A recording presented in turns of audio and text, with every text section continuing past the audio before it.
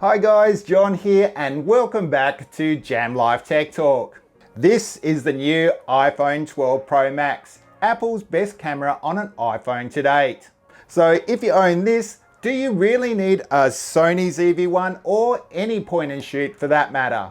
You guys know how much I love the ZV-1, so this should be interesting.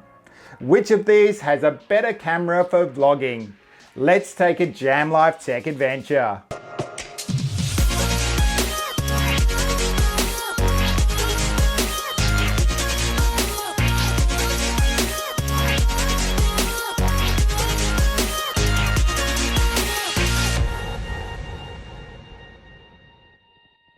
So before we get started, if you're new here, please consider subscribing. It really does help this channel out. If you like the video, please give us a big thumbs up and ring the bell so you will know when we drop great tech videos right here. So as we have an iPhone 12 Pro Max in the family, and it's supposed to be Apple's best camera on a phone this year, I wondered if a phone which you carry around in your pocket has made a point and shoot camera like the ZV-1 obsolete. Once again, you guys know how much I love the ZV-1. But first, let me show you some footage I took in 4K 24 FPS of our daughter in Cinderella heaven on the iPhone 12 Pro Max.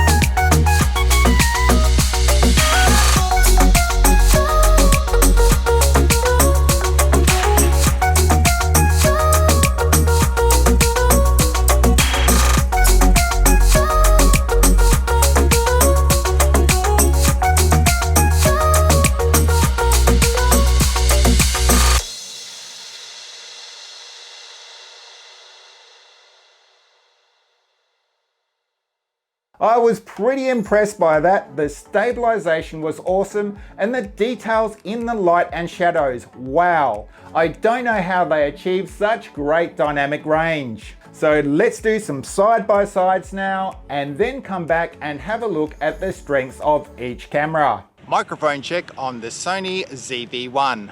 Mic check 1 2 3. Mic check 1 2 3.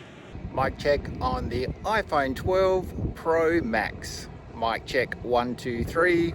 Mic check 1 2 3. So after that internal microphone check there, I just wanted to check the stabilization with a few tests, firstly being the handheld tripod stabilization test. Here I'm using internal stabilization, active stabilization for the Sony and the iPhone's inbuilt stabilization. I could have used Catalyst Browse for the Sony, but I wanted to test the onboard stabilization here.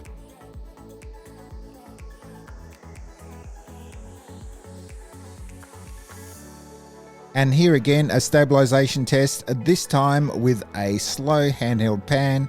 I'm starting to think that the iPhone stabilization just pips the Sony a little bit here. I have been impressed with the iPhone stabilization, I have to say.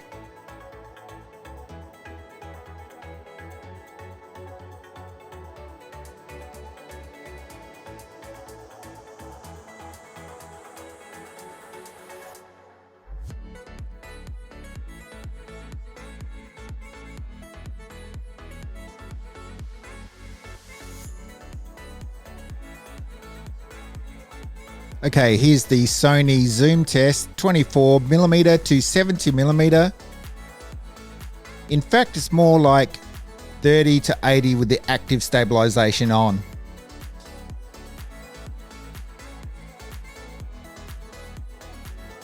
iPhone zoom test here. Here's the first lens, the wide angle 0.5 lens. And here's what they call their one lens or standard zoom lens. And next, their fully zoomed in lens, which is what they call the 2.5. Another stabilization test here with a slow walk.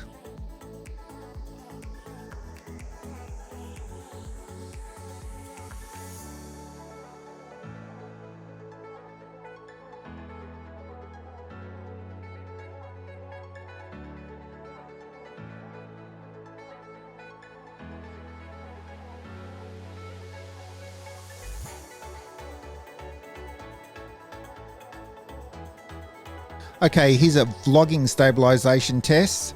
Note on the iPhone 12, I'm using the back facing camera here. And the field of view seems to be a little bit better on that back facing camera than the Sony ZV-1 as well.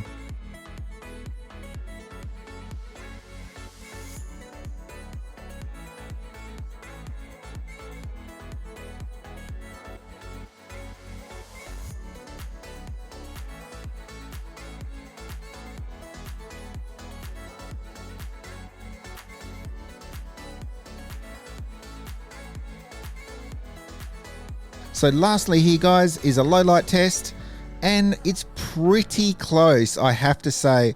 I think the Sony's just doing a little bit better, and there's a lot of lens flare in the iPhone unfortunately from lights passing by, but apart from that I think they're both doing a really good job of it. And here's something a little bit different, a shot of Christmas lights at night. Again, you can see a little bit of lens flare coming off the iPhone, but I think they're both doing a pretty good job of the low light test.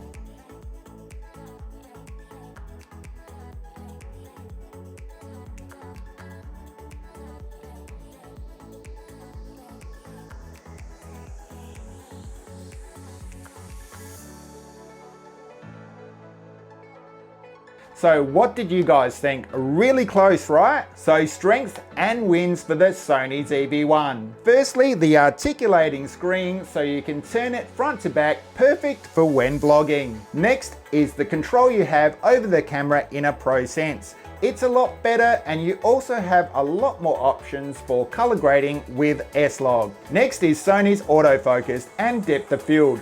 I believe the Sony does win here, but it's very close. The iPhone still has pretty good and snappy focus and has nice bokeh as well. Lastly, for the Sony, it has a few features, especially for vloggers.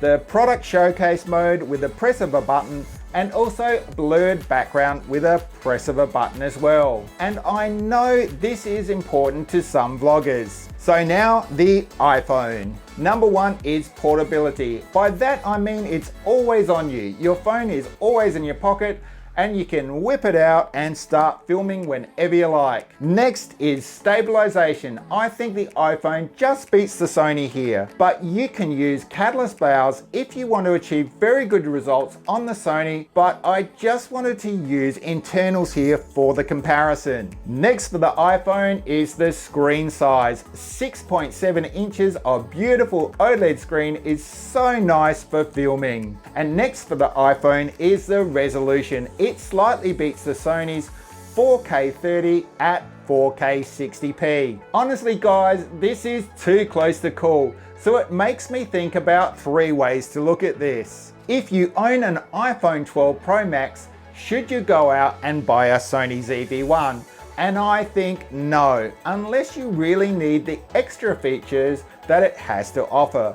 But I think most vloggers will achieve great content with the iPhone. If you own a Sony ZV-1, should you upgrade to the iPhone 12 Pro Max for its camera only? Again, no, I don't think you need to. And lastly, the hardest question, if you own both, should you sell the Sony ZV-1? This is the hardest one to answer. I don't think most people would need both. They're just too close, but it's really up to you personally.